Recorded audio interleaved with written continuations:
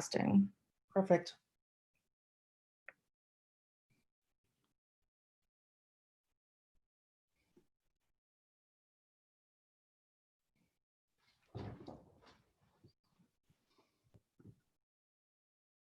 Okay. We are live, so are you ready? Sure, let's do it. Okay. Good evening, everyone. Welcome to Schaumburg Library Live. I am Megan Swark, the Director of Reference Services at the Schaumburg Library, and we're excited this evening to present another in our Chicagoland Read All About It series, conceived and executed by our tremendous local history librarian, Jane Rozak. I'm a poor substitute, but I am swapping in for her this evening. We are delighted to bring you Chicagoland, a pictorial celebration. Our guest author this evening is Dr. Dennis Crimmen. He is the professor, he's a professor and the director of the History Center at Lewis University, and is the author of several books, including this one. This evening, how this is going to go, Dr. Crimmen is going to do his presentation. I will be monitoring the chat and the Q&A. So if you have any questions, please, I invite you to use the chat box at the bottom of the screen or the Q&A. I will also be monitoring the questions via the YouTube channel. So without any further ado, Dr. Crimmen, take it away. Thank you so much. We're going to switch over. Should I share my screen? Yes. Okay, so I am sharing my screen now. Well, thank you all for coming to hear about Chicago Pictorial Celebration. This was a project from 2004. And I just want to kind of thank, let's see here. I want to thank Jane Rozak and Megan for their work. Looking at the information, I was so excited to see all of the activities at the Schaumburg Public Library. They really have so many programs, and many of you are regular users, but you're very lucky to have this institution in your backyard. I've presented twice before. A number of years ago, I presented on my first book, Grant Park, The Evolution of Chicago's Front Yard. That was the book that I wrote that was published by Southern Illinois University Press. And it was a scholarly work. It grew out of my dissertation at Loyola Chicago. I did my doctorate there. And in fact, I moved to Chicago from Hollywood, California in the fall of 1990. So I had a little bit of an anniversary here. So I view myself as an urban historian. So I study cities, and in particular, I study Chicago. And that took advantage of the strengths of Loyola Chicago. The Grant Park book really focused on the evolution of Chicago's front yard. And we'll touch on a number of those points there, but basically a city that prided itself as being kind of this city of broad shoulders,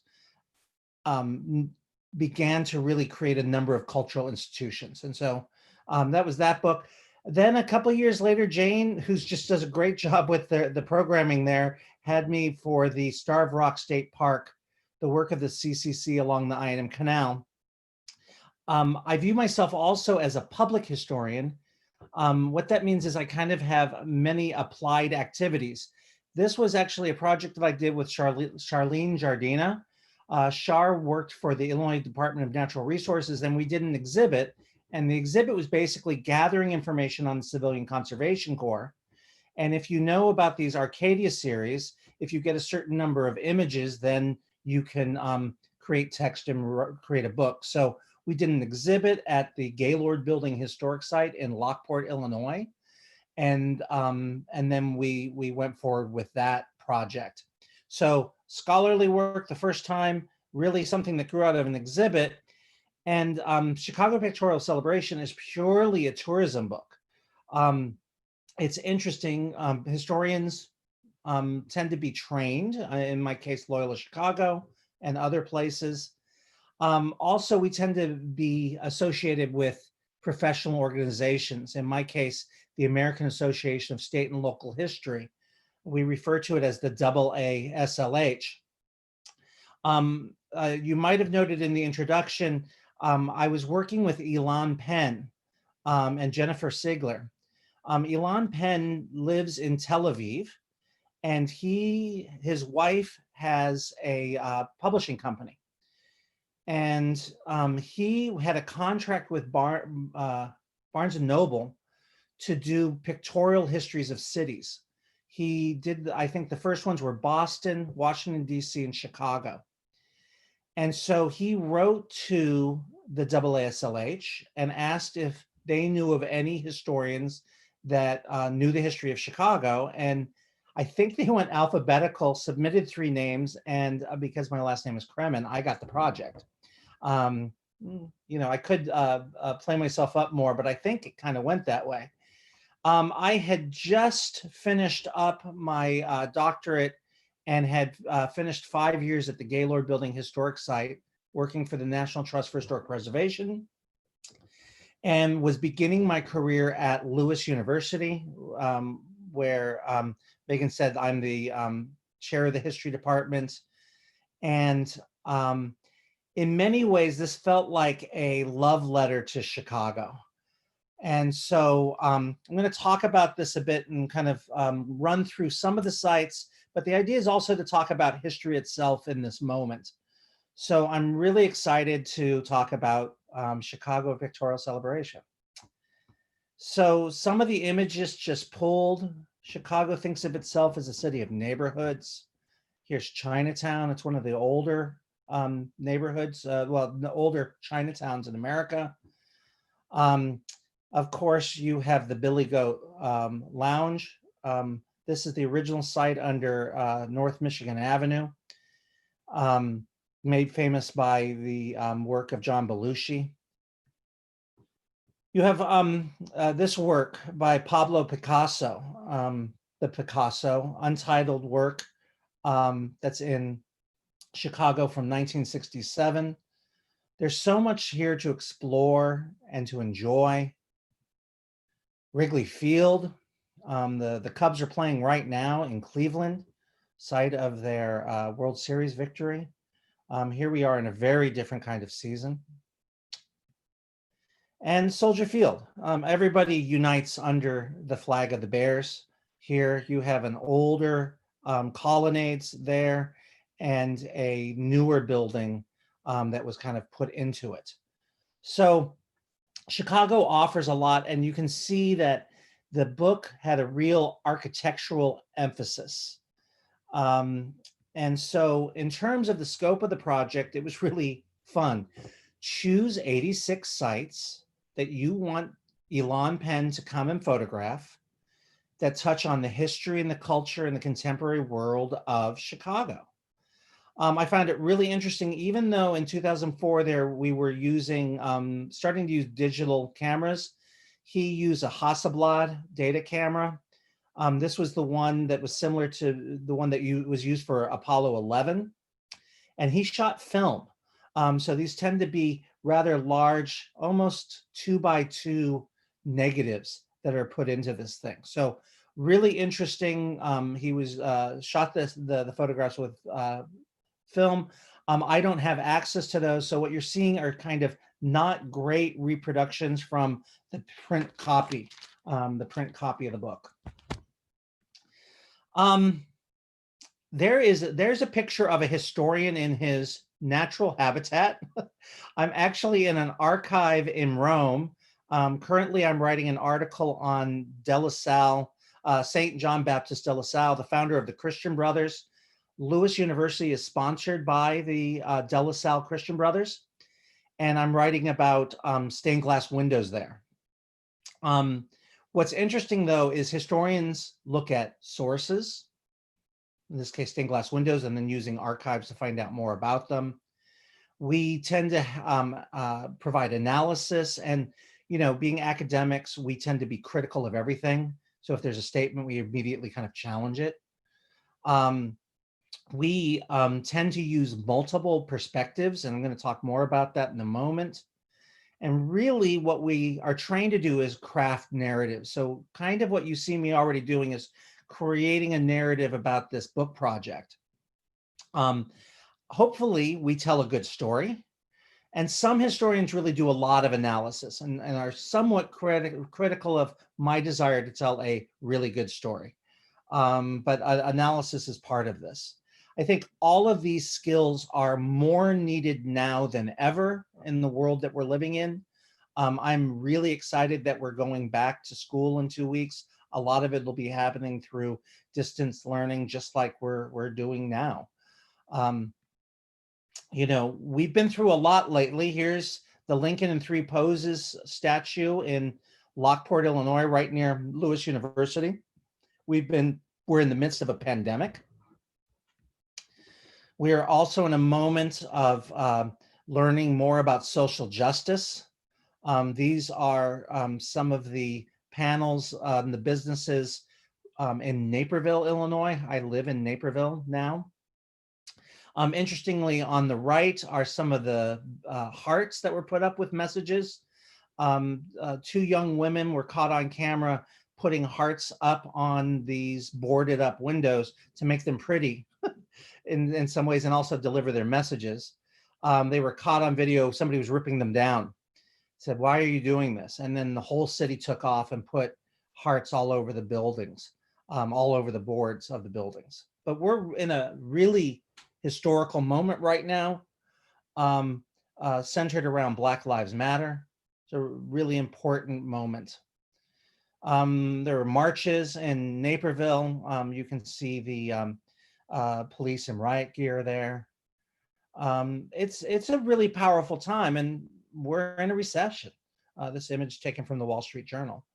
Not to bring us down, but just to kind of, all of these things are influencing my thinking about the importance of history and this historical moment that we're in.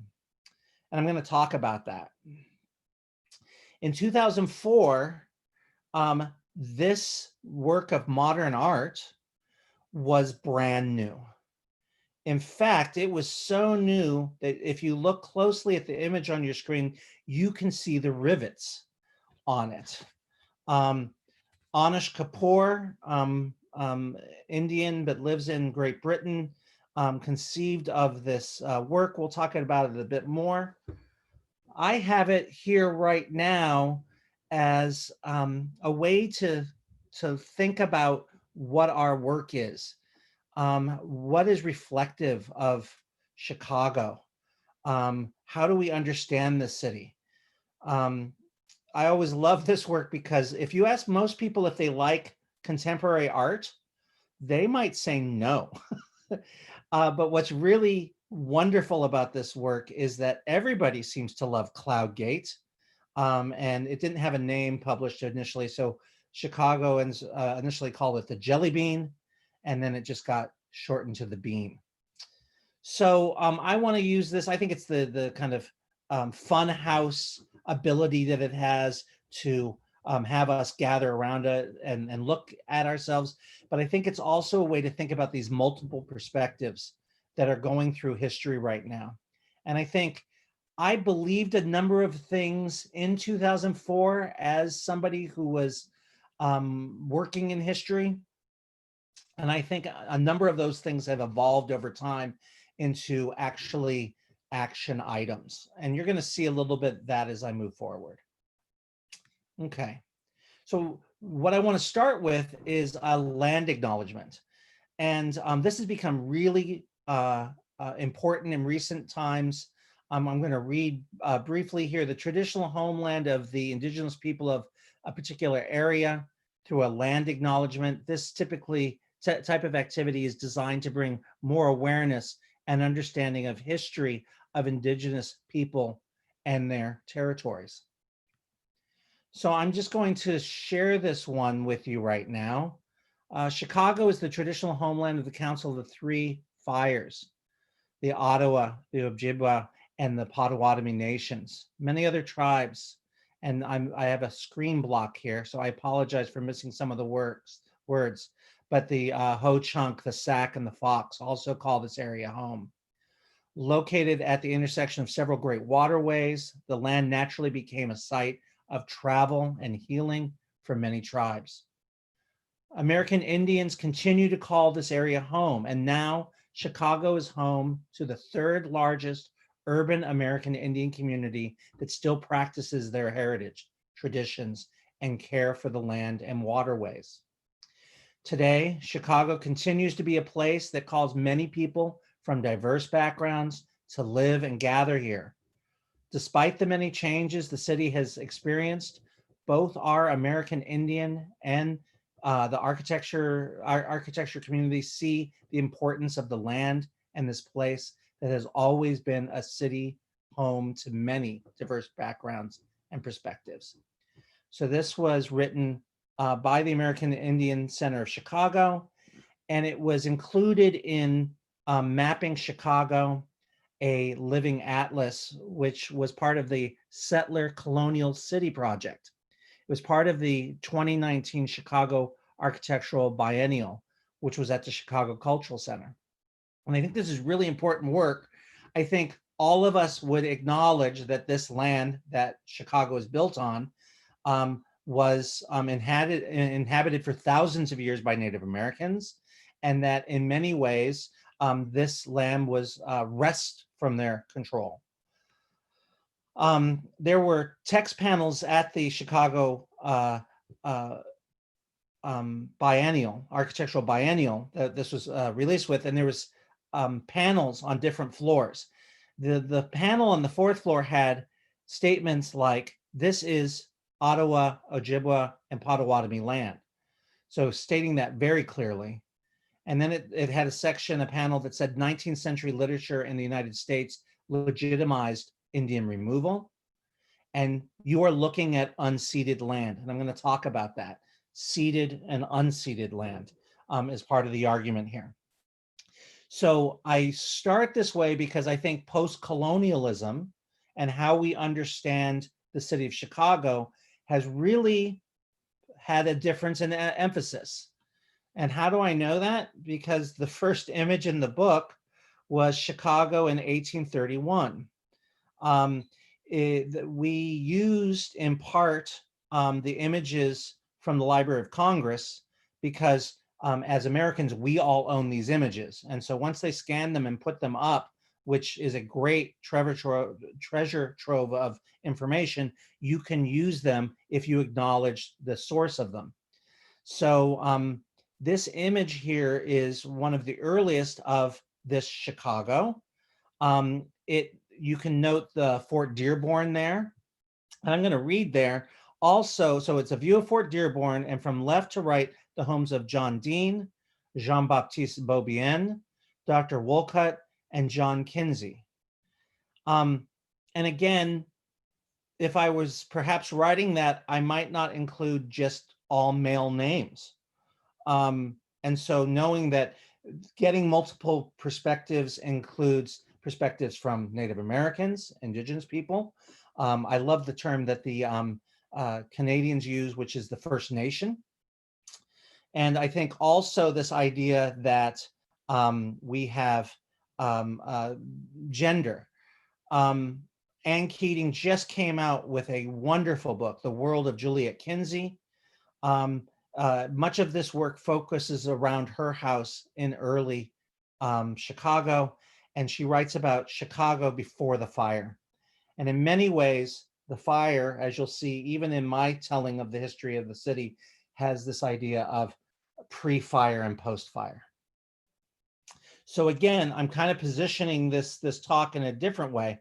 If I were to write this book today, I think I'd make a number of different choices. And I think that's really interesting to talk about in the current situation that we're in. So Chicago, a pictorial celebration. Here's the cover shot. And my eye goes directly to the Wrigley building, which we'll talk about more in a moment. But what we should also note, and I think you can see this when I move my cursor, you can see that we have the bridge houses here.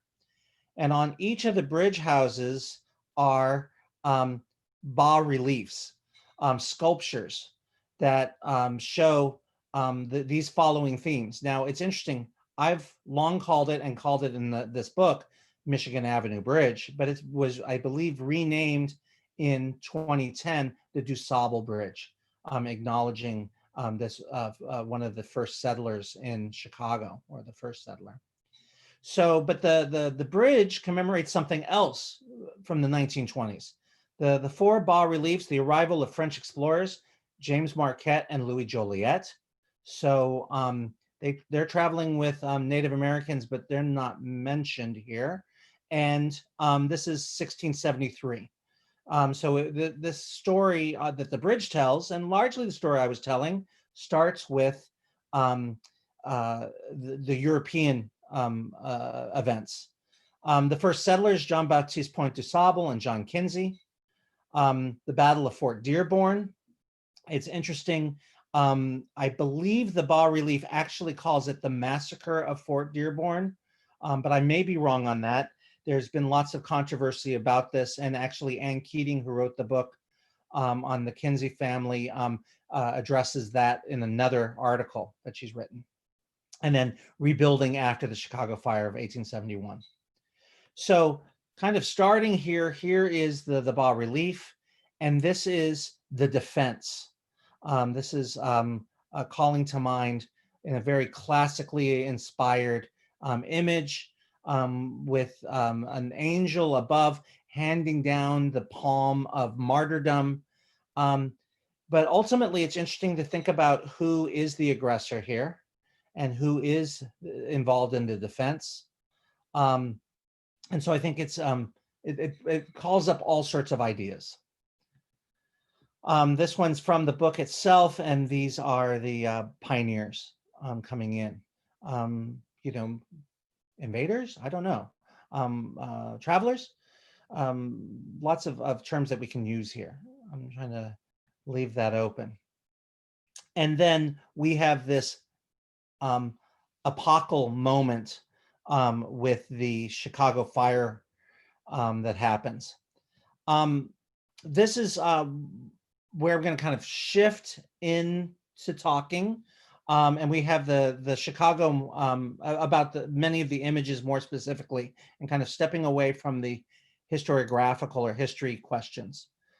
This is the Chicago Fire Monument at 558 West DeKoven Street. This is the actual site where Mrs. O'Leary's cow knocked over the lantern by tradition.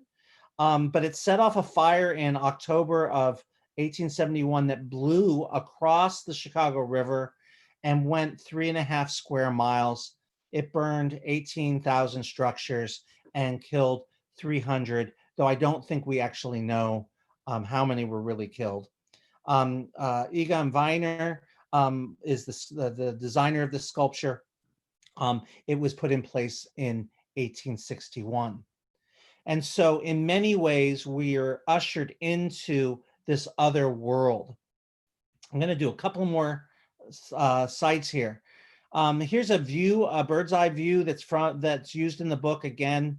And it shows how busy Chicago was as a port. It still remains a very busy port, though most of the boat traffic goes farther south now. The Chicago River used to be the port of Chicago. It's no longer. What I want to point out here, though, is pretty much everywhere that you see boats on this image is now completely filled in with land. So if you think of the Chicago River, I'm going to move my cursor. I think you can see it. This area here is where about the NBC Tower is. And so that's all filled in land that goes all the way out like Ohio Street to Navy Pier.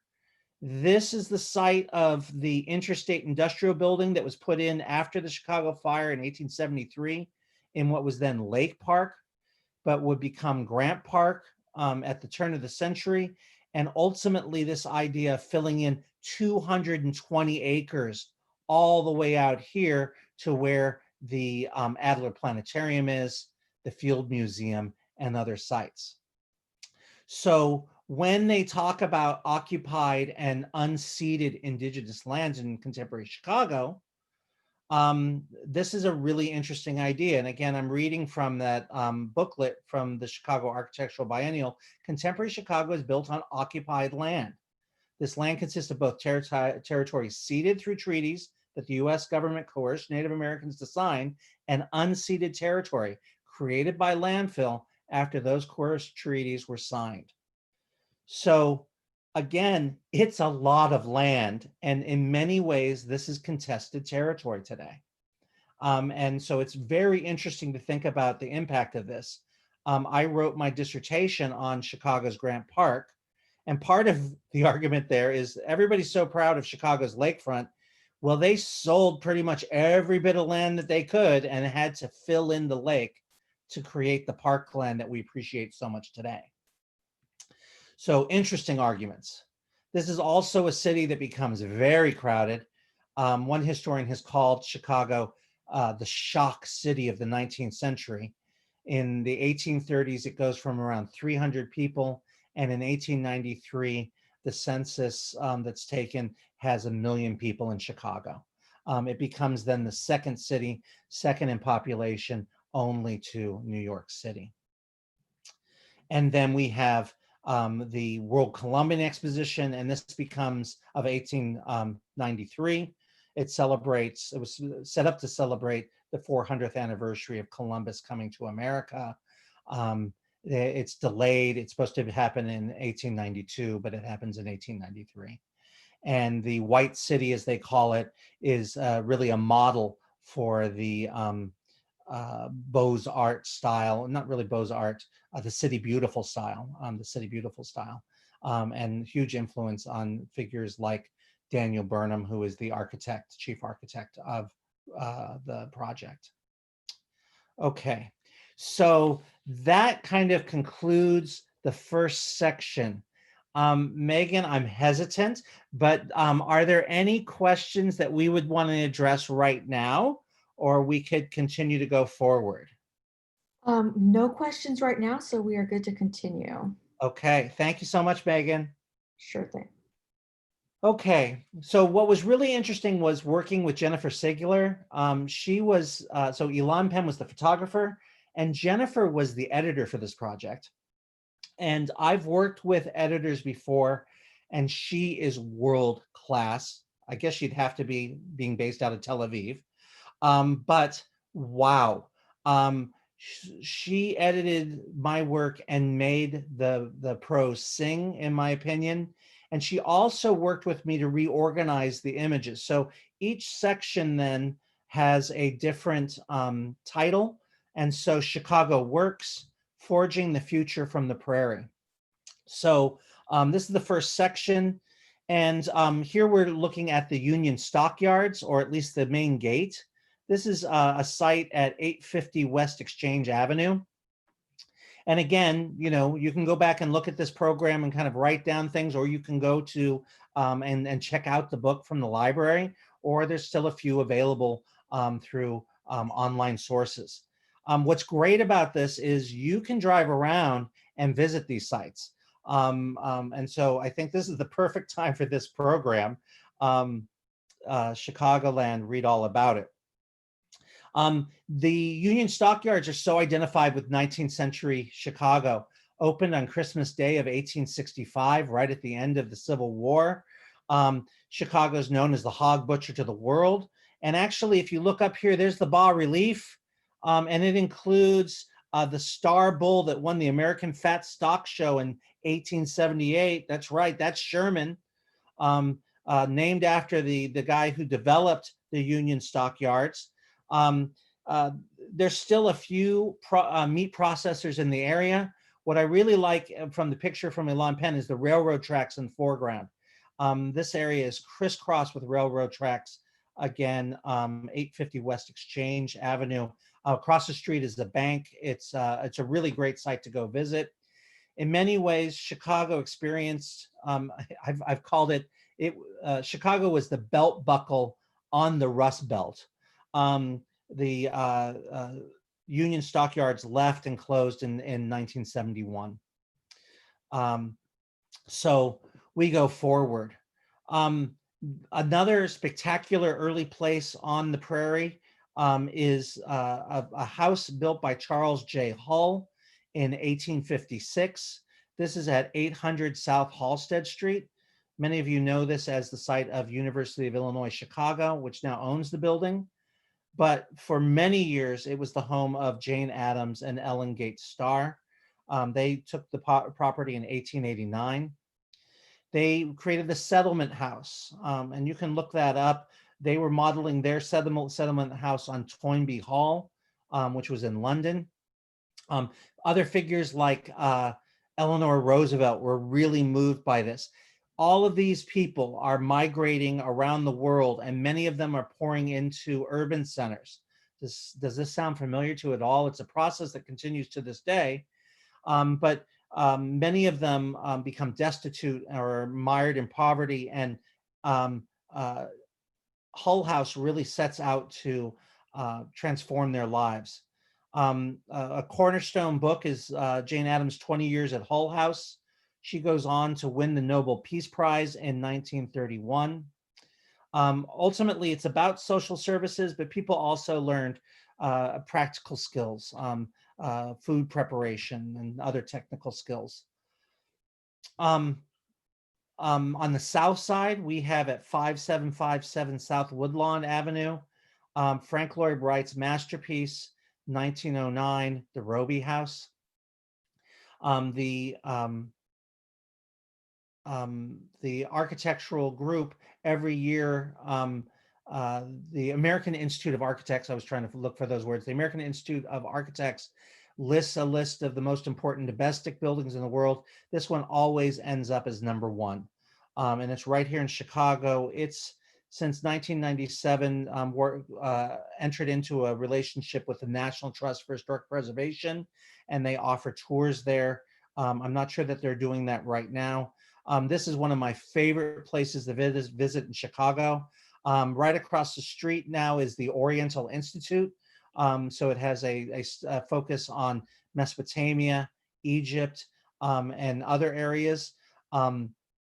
It also has right next door the newly relocated Seminary Bookshop.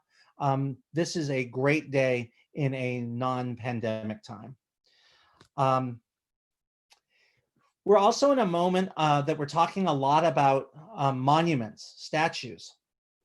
I would put this forward as perhaps one of the most important monuments in this conversation. This is the monument called Victory. It's located at South King Drive and 35th Street. It's designed by Leonard Crunnell. It has bas relief on the lower parts. It has a African-American soldier.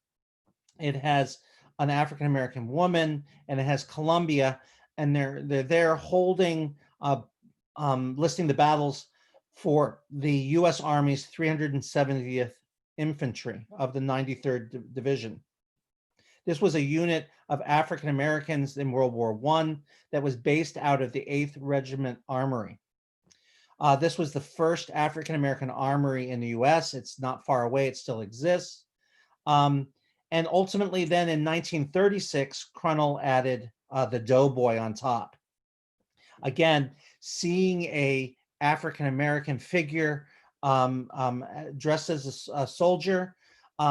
This is a period in which people, African Americans in particular, but not only, Jews and other figures as well, were being lynched across America. A nearby resident of Bronzeville, Ida B. Wells, has to put forth anti-lynching legislation. And yet, this statue is a gateway to Bronzeville, this neighborhood that housed Ida B. Wells. She wrote for a newspaper in Memphis and then lived with her husband, who was a lawyer in Bronzeville. This is also the neighborhood where Louis Armstrong lived, and also Andrew Rube Foster. He was the founder of the Negro National Baseball League. Really notable neighborhood and a spectacular work of art. in some ways, Chicago likes bigger is better. And it doesn't get any bigger than the Merchandise Mart. This is located at 111 North State Street. It's 4.2 million square feet. It's 2 city blocks. It was done by the architectural firm of Graham, Anderson, Prost, and White. This is the group that earlier in the 1920s did the Wrigley Building. This is from the 1930s, and it was built by Marshall Field. It was then owned by the Kennedy family for a long time. It still has lots of kind of retail. It is, before the pandemic, it had one of my favorite food courts and great views of the Chicago River. Really a fantastic site. It also has from the 1950s a number of busts of figures, Woolworth, Marshall Field, Montgomery Ward. One of my favorite quips when David Letterman came to town, he looked at this and said, "Is that the Pez Hall of Fame?" They kind of do look like Pez dispenser in that light. That's a really great line. And then if we're staying with fanciful buildings that relate to confections, it doesn't get any better than the William Wrigley Jr. building. We just call it the Wrigley Building. It's at 400 and 410 North Michigan Avenue. It was built between 1919 and 1924. It has a beautiful white terracotta facade. It's based on a design, the tower from Spain. Wrigley came to Chicago in 1891. It's a kind of a golden era for people coming in and going into business. He sold soap and baking powder, but it was gum that made all of the difference. For people who are interested in baseball on the north side, he became a part owner of the Cubs in 1919 and then a major owner. In 1926, the Cubs renamed Wrigley Field in his honor. And that name continues to this day. Jumping forward quite a bit in terms of years is this building, the Prudential Building. This is a view from Millennium Park. This is at 130 East Randolph Street. This was one of 2 buildings that were the first skyscrapers built after the Great Depression and World War II. So think about that for a second. Great Depression hits in 1929. A few buildings continue, but the Chicago Board of Trade is one of those. This building goes up, an Inland Steel building. I think that's over on Clark Street goes in. I think this building is so modern and it's so sleek. The Prudential had a habit of building large buildings that would feature their name on them. Boston had one, Los Angeles had one. Some of them are starting to change their name, and even some of these are starting to come down. This one featured the Rock of Gibraltar, sculpted by Alfonso Iannelli. He did work over at the Shedd Aquarium as well. It's really interesting to think about this building from 1955. It featured a sky deck in that period, and in many ways, it ushered in a political era. Richard J. Daley, the first Daley mayor, he was mayor from 1955 until 1976. And so this is really kind of a cornerstone building there. I'm going to step forward again. Don't make me say Willis Tower. Don't make me say it. This is the Sears Tower. It's 110 stories tall. It's got a large antennas on the top. It was built between 1968 and 1974 as the headquarters for Sears, Roebuck and Company. I think this current financial situation that we find ourselves might finally spell the end of Sears. It was the headquarters until they moved out in 1995 when they went to Hoffman Estates. I believe that their remnant company moved back into Chicago. Today, it features that sky deck. It's a fantastic view. On many days, you can see 40 to 50 miles and see Indiana, Wisconsin, Michigan. One of the points that was pointed out to me by historian Joe Biggett is one of the innovations that made this possible was the use of fluorescent light. Think about that, 110 stories. You know how hot a incandescent light gets. Um, if they had used incandescent lights, they could not have built this tall. Fluorescent lights burn cool, and therefore the heat is not an issue. That's a really interesting idea. Um, and I appreciate Joe Biggett for kind of sharing it with me. This section also features a building that is being fought over at this moment in Chicago. I work for the National Trust for Historic Preservation, and this building ends up on the endangered list, I think more than once already. This is the James R. Thompson Center. Sometimes we call it the State of Illinois building. It was completed in 1985. It's at 100 West Randolph Street. It was completed by Helmut Jahn. He went to Illinois Institute of Technology, and he studied under the great architect Ludwig Mies van der Rohe. We also know Helmut Jahn from doing the United Airlines terminal at O'Hare. The part that I love about this is if you walk right through the doors here, you can see the 17-story high atrium. When I needed to renew some stickers for a license, I went in there for the DMV. For a time, it featured the Illinois State Museum Chicago Gallery, and it features, you can see it there in the front, Jean Buffet's fiberglass sculpture.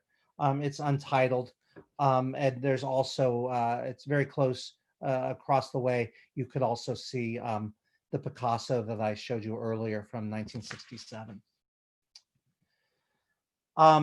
The final building in this section, so kind of going from early buildings, the stockyard, up to the modern day, this is one of my favorite buildings in the city. This is 333 Wacker Drive. I haven't been looking lately, but you can see the what I'm going to guess are the architectural tours down below. You can see the clouds reflected in it. You can see the other buildings. This building is a knockout.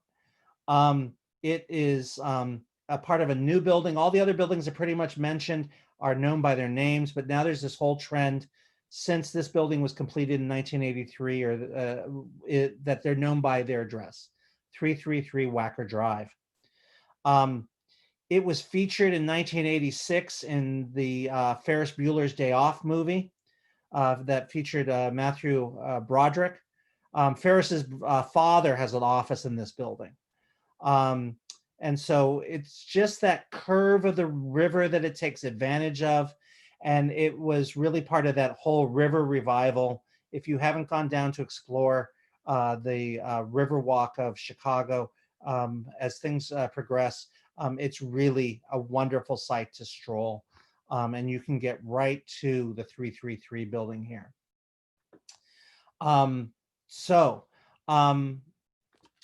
Megan, any questions in the chat for me right now? No questions, although we did have a clarification for the address of the merchandise mart. Uh-huh. Not on State Street. It's not on State Street. Then I have it wrong. It's on the Chicago River. But you're right, it's not on State Street. You're absolutely right. Other than that, we're fine to proceed. Good. Thank you for that. That's a good catch. Sure. Okay.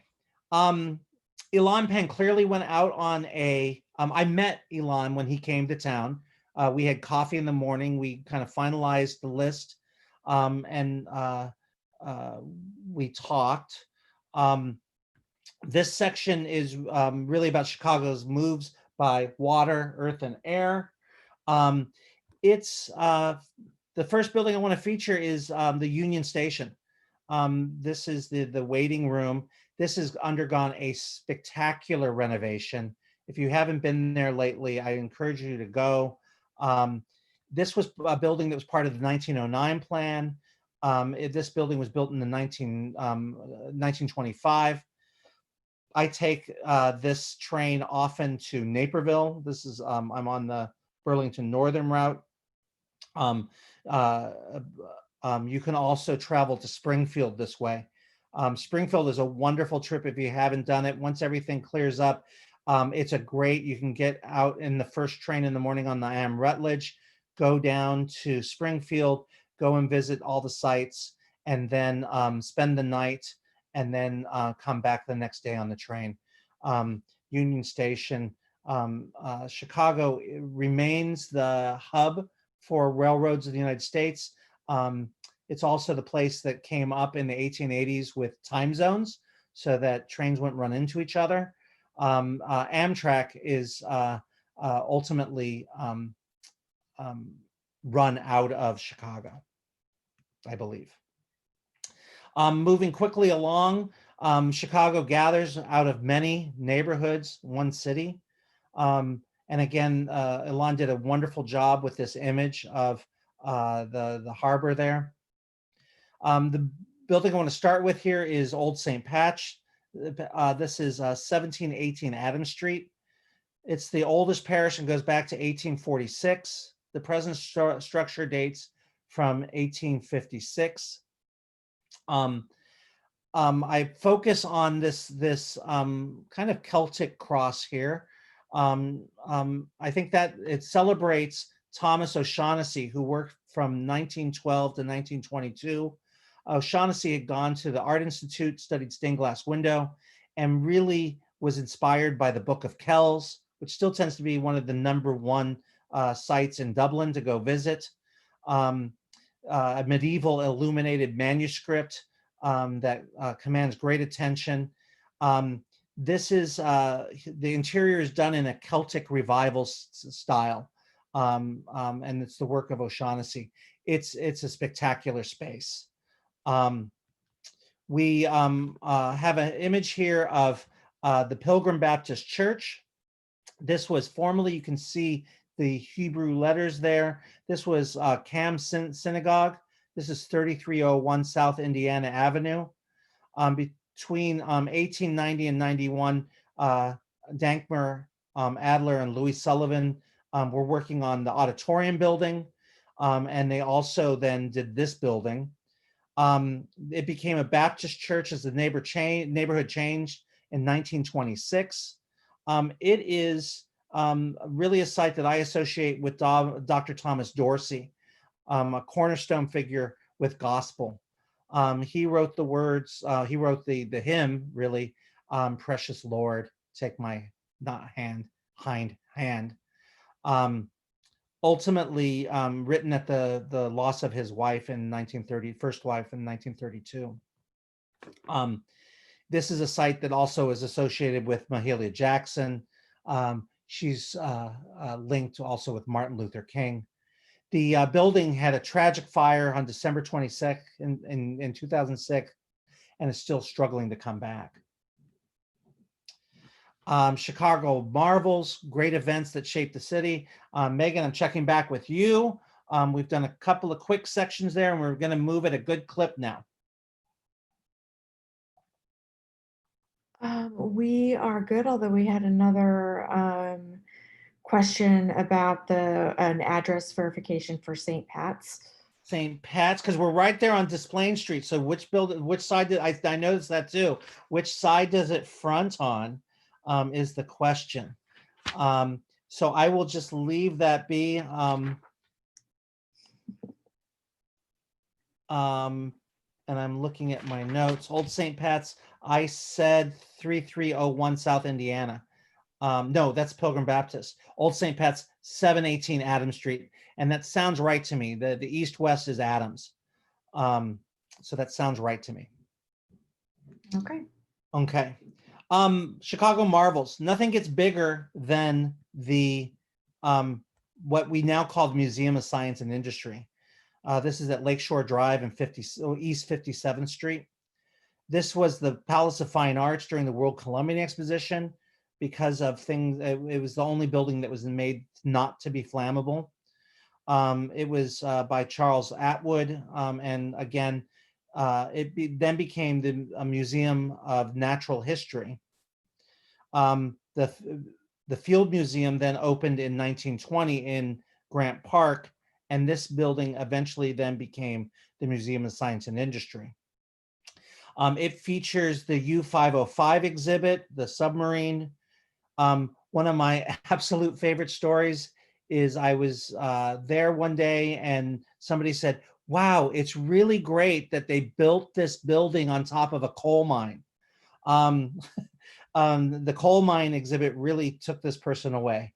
And it's just an exhibit. It's not built on a coal mine. The Silver Streak, the famous streamline locomotive, is there as well. The Art Institute of Chicago is featured in many ways through this book, but in the back of it, there's the remnants of the old Chicago Stock Exchange building.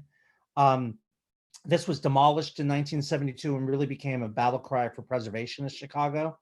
I believe Richard Nickel, the photographer who was documenting the building, his body was found there. He died and in many ways became a martyr to historic preservation in Chicago.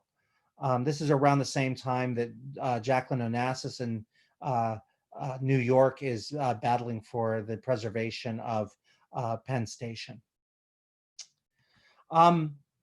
Here's one for you, the Columbus statue. This is in the southern part of Grant Park. Carlo Brioschi does the sculpture, and it features Columbus as the admiral. And this has been the feature of a great number of protests recently in Chicago. You can see some of the footage here. There were really pitched skirmishes and the sculpture has been removed. And you can kind of get a sense of that here. The building, though, the sculpture dates back and was dedicated on July 15th of 1933. It was dedicated as part of the Century of Progress exposition that was over there just south of Grant Park. It was a major feature of a Italian fascist who came over, who was there for the dedication. That's Italo Balbo. He aligned himself with Mussolini and actually flew some airships over to Lake Michigan and came on. In many ways, I think of this statue as hearkening back to the World's Columbian Exposition of 1893. It was really an outgrowth of civic pride by Italian Americans. I understand the arguments of this as a symbol for genocide. Oftentimes when we teach Columbus, we talk about God, glory, and gold. And so in many ways, I can see how this has become a flashpoint. I would, though, wonder if people would strike out at it if they considered the role of Italo Balbo and the dedication. And many of you know Balbo runs right through Grant Park today and is named for him. And I wonder if that'll be in the future, a name that has changed. So I'm scrolling through these again. The Field Museum of Natural History. It makes me harken back to that exhibit of 2004, The Splendors of China's Forbidden City. What a spectacular exhibit. It kind of entered you into these sites where the emperor lived. What really struck me from that exhibit as a side point is all of these, what I'm going to call sensors, incense burners in the front. So not only did it look like another world where these people lived, but it smelled like another world. It was a really great exhibit. Again, the Field Museum opened in 1894 as part of the Natural History Museum, as part of the World Columbian Exposition, and following that. When you go and visit there today, it was opened then later in the 1920s, and based on a design by Burnham, but completed by his successor firm. But here I have a picture of the Tyrannosaurus Rex found by Sue Hendrickson, who unearthed this in 1990 in South Dakota. The 13 feet high, 42-foot long icon is 67 million years old. It weighed 7 tons when that thing was alive. We call it Sue, and it's named for Sue Hendrickson, who found it. The Field Museum is just always one of the greatest spaces, and that atrium area is one of my favorites in the city. Millennium Park, not quite finished for the millennium in 2000. But again, coming back to this sculpture by Anish Kapoor, was dedicated in 2004. Again, I've pointed out these rivets before. It's 33 feet tall, 66 feet long. It has 168 stainless steel plates, and it weighs 10 tons. That's a beam. It's really a great work of art. But perhaps as a Angelino, somebody who grew up in Los Angeles, with Frank Gehry working in my backyard of Santa Monica, California early on, the Frank Gehry bandshell is really one of my favorite locations. It was dedicated in July of 2004. What's notable is those kind of wave patterns that Frank Gehry talks about, those kind of ribbons that are sails like on Lake Michigan. This has really become part of his signature style that harkens back to the Guggenheim Museum in Bilbao, Spain. What's really spectacular is this shot captures the crisscross of the trellis system by Skidmore, Owings, and Merrill and Associates. We now refer to them as SOM. This is the supports for the light and sound system. Really fascinating. They can speed up the sound as it goes to the speakers so that all the sound is coordinated and there's no echo. Really a spectacular system, and it makes you feel in some ways like you're inside even though you're outside. My favorite, most recent concert was last year with Yo-Yo Ma performing the 6 Bach cello works. Spectacular evening. I think he played for about 2 hours and 10 minutes without stopping. Just a man and a cello on the stage at the Pritzker Pavilion. Here we are down below in Millennium Park. This is Jaume Plenza's The Crown Fountain. This is a really different vision for what a fountain does. It is interactive, and it features Chicagoans there, even though that one kind of looks like Brezhnev to me. But Chicagoans there in the LED light system. Somewhat underappreciated is the Lurie Garden, funded by Anne Lurie, the philanthropist, for about $10 million for the gardens and the upkeep. It was really now coming into its own with its plantings and hedges. And then a final section here, Chicago Learns, Cultural Contributions to the World. So first one's a bit controversial. This is a sculpture by Henry Moore. This is nuclear energy. It's on the campus of University of Chicago. This marks and commemorates the world's first self-sustaining nuclear chain reaction, which really ushered in the atomic age.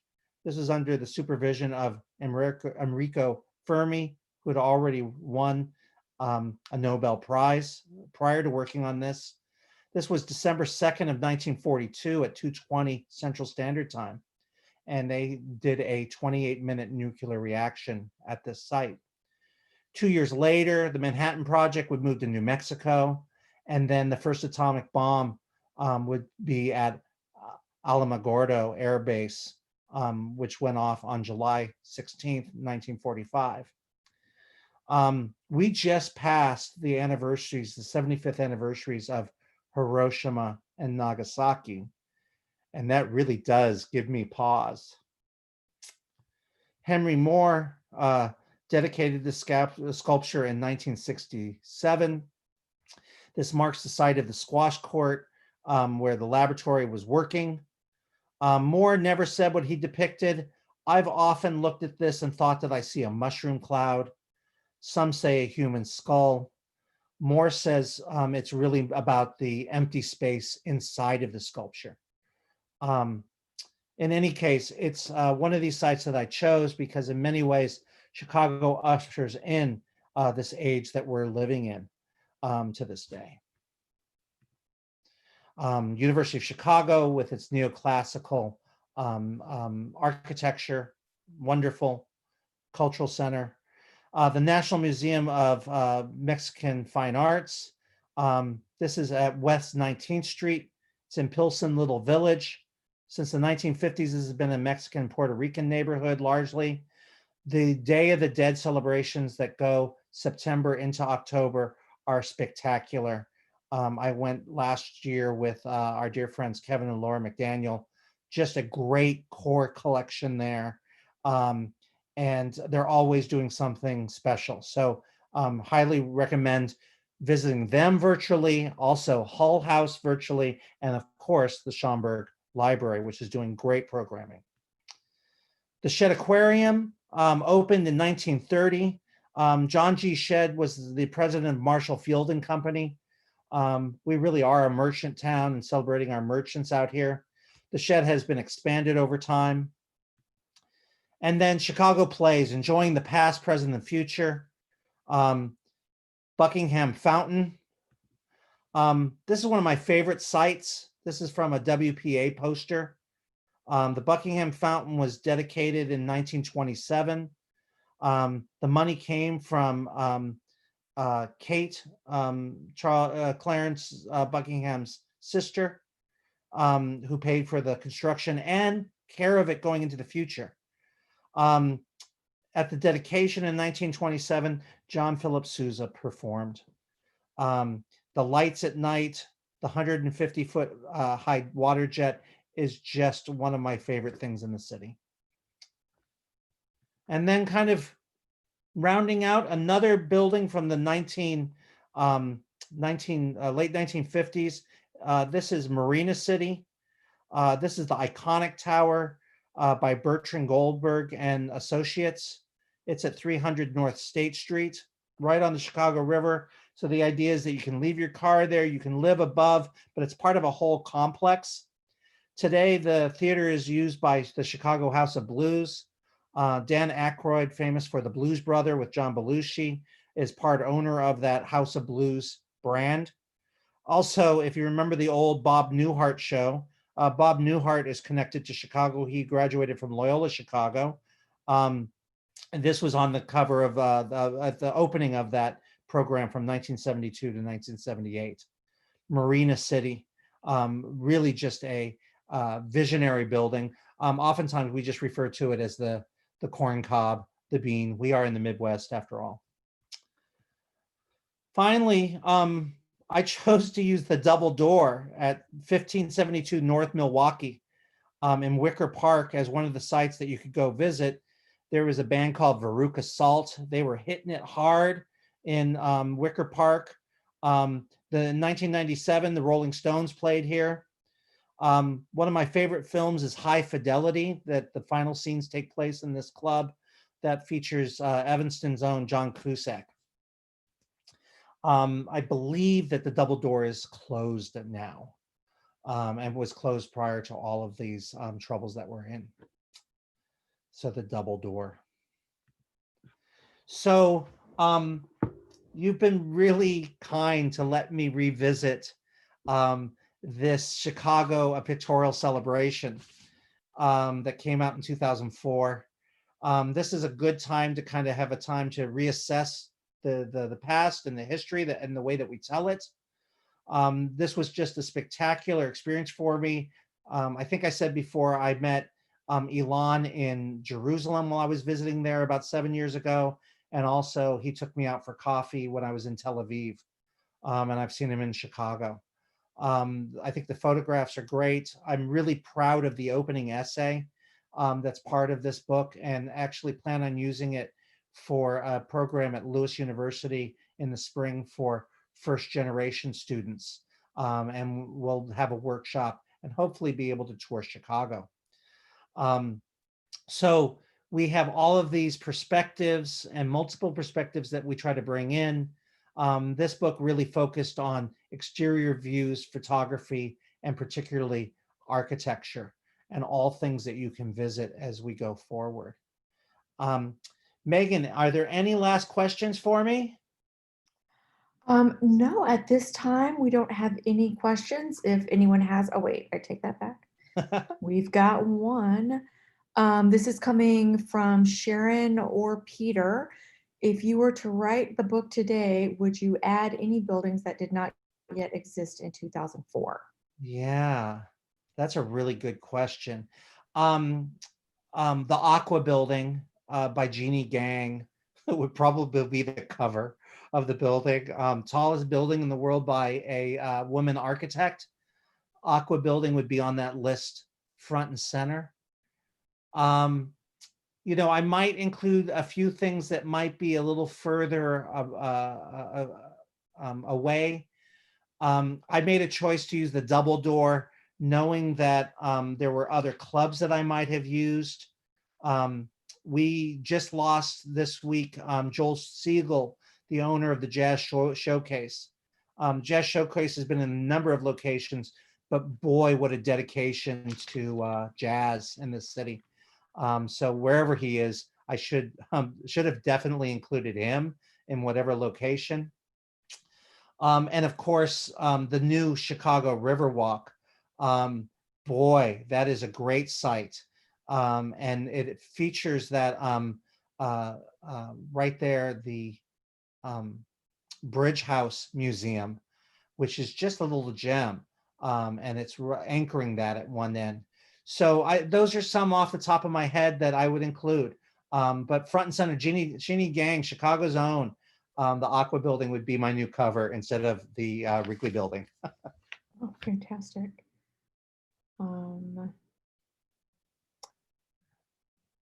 So we've got some kind comments. Great talk. Enjoyed it. They stopped watching the Cubs game in order to come spend the evening with us. So that is high praise That indeed. is indeed.